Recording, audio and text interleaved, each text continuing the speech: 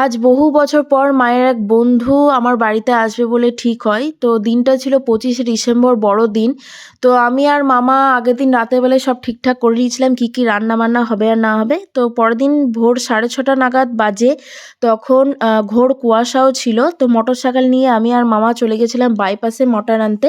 তো আমাদের দুজনের প্রচণ্ড ঠান্ডা লেগেছিল, তার জন্য দোকানে একটু চা খেয়ে নিয়েছিলাম। তারপরে চলে গেছিলাম আমার পছন্দের দোকান অঞ্জলি সুইটসে কিছু মিষ্টি আর দই কিনতে। এই অঞ্জলি সুইটসের দইটা খেতে খুবই সুন্দর লাগে। তো এখানে আমি দই মিষ্টি কিনে নিয়ে চলে গেছিলাম, বাড়ির দিকে রওনা দিলাম। তো তারপরে আকাশের দিকে তাকিয়ে দেখি যে কুয়াশা তখনও কাটেনি।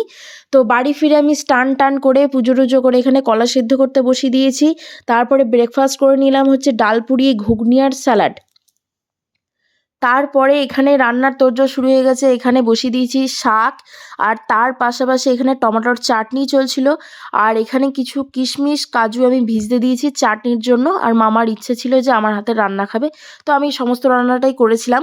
তো এখানে মামা কিছু সবজি কাটছিল আলু ভর্তা বানানোর জন্য, সে বানিয়েছিলাম আমি।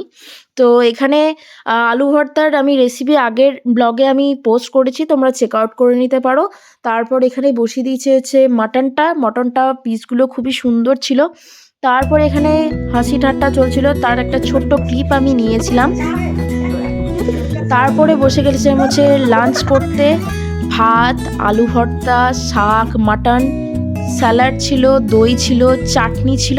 মিষ্টিটা আমি নিইনি, তো মিষ্টিটা আমি পরে খেয়েছিলাম সেজন্য। তো এখানে চাটনিটা আমি লাস্টে খেয়েছিলাম, ওই জন্য চাটনিটা তখন দেখাতে পারিনি। তো আজকের বড়দিনের দিনটা খুবই ভালো কেটেছে মামার সাথে। তো যাই হোক, আসছি আবার নেক্সট পার্টে। Tata, bye bye.